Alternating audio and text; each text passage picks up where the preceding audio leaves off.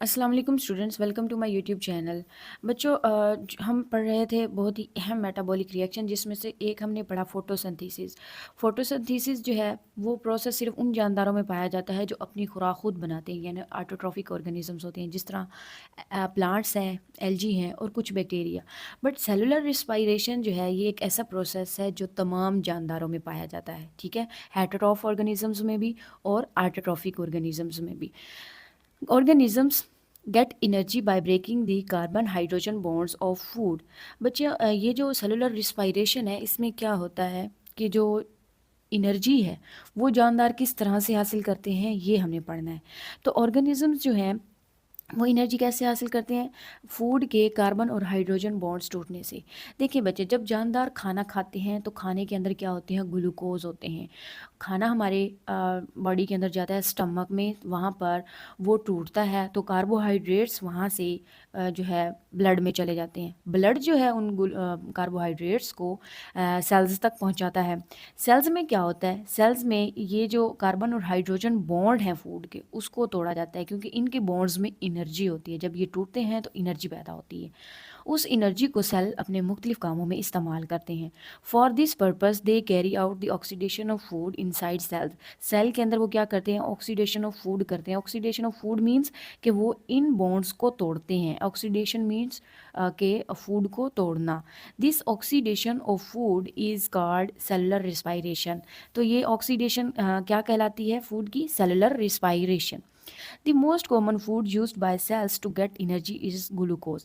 मैंने आपको बताया कि कार्बोहाइड्रेट सेल्स तक जाते हैं और जो मेन कार्बोहाइड्रेट मालिक्यूल है वो है ग्लूकोज, जिससे तमाम जानदार एनर्जी हासिल करते हैं। ग्लूकोज का जो स्ट्रक्चर है उसमें कार्बन और हाइड्रोजन बॉन्ड्स को तोड़ा जाता है और उससे एनर्जी हासिल की जाती है, ठीक है बच्चों। सेलुलर रिस्पायरेशन जो है वो दो तरह की होती है, aerobic respiration and anaerobic respiration. Aerobic respiration ये ऐसी रिस्पायरेशन है जो कि in the presence of oxygen में होती है, यानी कि ऑक्सीजन की मौजूदगी में होती है। It is the complete oxidation of glucose. इसमें क्या होता है? ग्लूकोज की कंप्लीटली ऑक्सीडेशन होती है। ग्लूकोज के तमाम बॉन्ड्स को तोड़ा जाता है with maximum release of energy. तो इससे क्या होता है? मैक्सिमम जो एनर्जी है वो रिलीज होती है। एरोबिक रिस्पायरेशन है ये होती किस तरह से है? बच्चों, ये दो फेजेस में होती है। फर्स्ट फेज में क्या होता है कि ग्लूकोज का मालिक्यूल जो होता है वो दो मालिक्यूल ऑफ पायरोविक एसिड में टूटता है। ग्लूकोज मालिक्यूल 6 कार्बन मालिक्यूल है और जिनमें ये टूटता है ये पायरोविक एसिड में, ये 3 कार्बन मालिक्यूल है। 3 और 3 6 कार्बन मालिक्यूल कंप्लीट हो गए। ग्लूकोज टूटेगा और तब्दील होगा किसमें? पायरोविक एसिड में। फर्स्ट फेज में ये होगा, ग्लूकोज जो है हमारे खाने से निकलकर ब्लड में शामिल होगा, ब्लड से जाएगा सेल के अंदर। तो सेल में पहले क्या होता है? साइटोप्लाज्म में जाएगा। तो साइटोप्लाज्म में ग्लूकोज को तोड़ा जाएगा, यानी कि ग्लूकोज की ग्लाइकोलाइसिस होगी। ग्लाइकोलाइसिस होने के बाद साइटोप्लाज्म में क्या बनेगा? पायरोविक एसिड के दो मॉलिक्यूल बनेंगे, 3 कार्बन वाले, ठीक है। उसके बाद ये है फर्स्ट फेज। सेकंड फेज में क्या होगा? ये 2 पायरोविक एसिड सेल के अंदर एक ऑर्गेनेली होती है जिसका नाम है माइटोकॉन्ड्रिया, और इस माइटोकॉन्ड्रिया को कहा जाता है power house of the cell, ठीक है। ये जो 2 पायरोविक एसिड है ये माइटोकॉन्ड्रिया में जाएंगे। इस पायरोविक एसिड को मज़ीद तोड़ा जाएगा किस चीज़ में? एटीपी बनाने में। इस पायरोविक एसिड मॉलिक्यूल को तोड़ा जाता है एटीपी बनाने के लिए। जब ये टूटेगा तो एटीपी प्रोड्यूस होगी। In the second phase the molecules of pyruvic acid are completely oxidized. अब पायरोविक एसिड भी कम्प्लीटली ऑक्सीडाइज होता है, इसके भी तमाम बॉन्ड्स तोड़े जाते हैं और इसकी तमाम जो बॉन्ड्स की एनर्जी है वो रिलीज़ हो जाती है। बच्चों, ये जो फर्स्ट स्टेप है यहाँ तक ये तो होता है ऑक्सीजन की गैर मौजूदगी में, यानी कि यहाँ पर ऑक्सीजन की ज़रूरत नहीं होती। लेकिन जब ये पायरोविक एसिड माइटोकॉन्ड्रिया में जाता है तो माइटोकॉन्ड्रिया में एटीपी प्रोड्यूस करने के लिए ऑक्सीजन की ज़रूरत होती है, ठीक है। इसलिए ये एरोबिक रिस्पायरेशन कहलाती है। In anaerobic process many carbon hydrogen bonds of foods are left unbroken. But anaerobic respiration में जो कार्बन हाइड्रोजन बॉन्ड्स हैं वो कम्प्लीटली नहीं टूटते। वो कैसे होती है एनारोबिक रिस्पायरेशन, ये हम नेक्स्ट पढ़ते हैं। एनारोबिक रिस्पायरेशन, जिसको फर्मेंटेशन भी कहा जाता है। Cellular respiration that occurs in the absence of oxygen is called anaerobic respiration. Anaerobic respiration कब होती है? In the absence of oxygen. Oxygen की गैर मौजूदगी में जो respiration होती है उसको कहा जाता है anaerobic respiration. In anaerobic respiration, glucose is incompletely oxidized. ठीक है, यहाँ पर क्या होता है, ग्लूकोज के जो CH बॉन्ड हैं वो completely नहीं टूटते, with less amount of energy release. इससे क्या होगा, जब बॉन्ड्स कंप्लीटली नहीं टूटेंगे तो एनर्जी भी कम ही रिलीज होगी। बच्चों एनारोबिक रिस्पायरेशन में भी दो फेजेस हैं। फर्स्ट फेज बिल्कुल वैसे ही है जैसे एरोबिक रिस्पायरेशन में है, बट सेकंड फेज जो है इसमें चेंज है। यहाँ पे मैं आपको डिफरेंस समझा देती हूँ।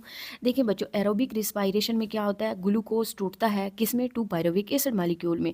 उसके बाद 2 पायरुविक एसिड मॉलिक्यूल माइटोकॉन्ड्रिया में जाते हैं। ऑक्सीजन की मौजूदगी में क्या होती है, एटीपी प्रोड्यूस होती है जो कि हमें चाहिए, एनर्जी प्रोड्यूस होती है। बट एनारोबिक रिस्पायरेशन में क्या होता है, एनारोबिक रिस्पायरेशन में फर्स्ट स्टेप सेम है, ग्लूकोज सेल के साइटोप्लाज्म में टूटता है 2 पायरुविक एसिड में। ठीक है, क्योंकि इस प्रोसेस के लिए ऑक्सीजन की ज़रूरत नहीं होती। उसके बाद क्या होता है, जो पायरुविक एसिड है, क्योंकि ऑक्सीजन नहीं होती इसलिए माइटोकॉन्ड्रिया में इसका जाना पॉसिबल ही नहीं है, क्योंकि एटीपी प्रोड्यूस करनी है तो एटीपी तो प्रोड्यूस नहीं होगी, माइटोकॉन्ड्रिया के लिए तो ऑक्सीजन चाहिए। ठीक है, एटीपी प्रोड्यूस करने के लिए तो पायरुविक एसिड को दो तरीके से ट्रीट किया जाता है, अल्कोहलिक फर्मेंटेशन में या फिर लैक्टिक एसिड फर्मेंटेशन में। ये हम नेक्स्ट देखते हैं। अल्कोहलिक फर्मेंटेशन क्या है, during anaerobic respiration in bacteria and yeast etc. pyruvic acid is further broken down into alcohol. ठीक है, एनारोबिक में क्या होता है, जो बैक्टीरिया और यीस्ट, ये बच्चों माइक्रो ऑर्गेनिजम्स हैं, ये तो आपको पता ही होगा। ये क्या करते हैं, पायरुविक एसिड को फर्दर तोड़ देते हैं किसमें, अल्कोहल में एंड कार्बन डाइऑक्साइड के अंदर। This type of anaerobic respiration is called alcoholic fermentation. बच्चों यहाँ पे देखिए, ये है पायरुविक एसिड के दो मॉलिक्यूल हैं। ये पायरुविक एसिड के मॉलिक्यूल क्या होंगे, अल्कोहलिक फर्मेंटेशन में इथाइल अल्कोहल और उसके साथ कार्बन डाइऑक्साइड को प्रोड्यूस करेंगे। Yeast and bacteria can ferment sugar of berries to alcohol. देखिए बच्चों, ये जो बेरीज हैं, जिस तरह अंगूर हैं, आपको पता है अंगूरों से शराब बनाई जाती है। ठीक है, ये जो यीस्ट और बैक्टीरिया है, ये बेरीज के जो शुगर है उसको किस में चेंज कर देते हैं, अल्कोहल में, और उसमें से जो थोड़ी बहुत एनर्जी उनको मिलती है वो इस एनर्जी का इस्तेमाल कर लेते हैं। बर्ड्स ईटिंग दीज बेरीज, अगर बर्ड्स जो हैं ये बेरीज खाते हैं, कैन बिकम कोई ड्रंक, तो वो भी ड्रंक हो सकते हैं। As is obvious from their flight pattern, flight pattern से अंदाज़ा लगाया जा सकता है कि अगर उन्होंने बेरीज खाई हैं तो वो थोड़े बहुत ड्रंक होंगे। ठीक है, देखिए बच्चों, सेकंड है lactic acid fermentation. During anaerobic respiration in the skeletal muscles of human and other animals, pyruvic acid is converted into lactic acid.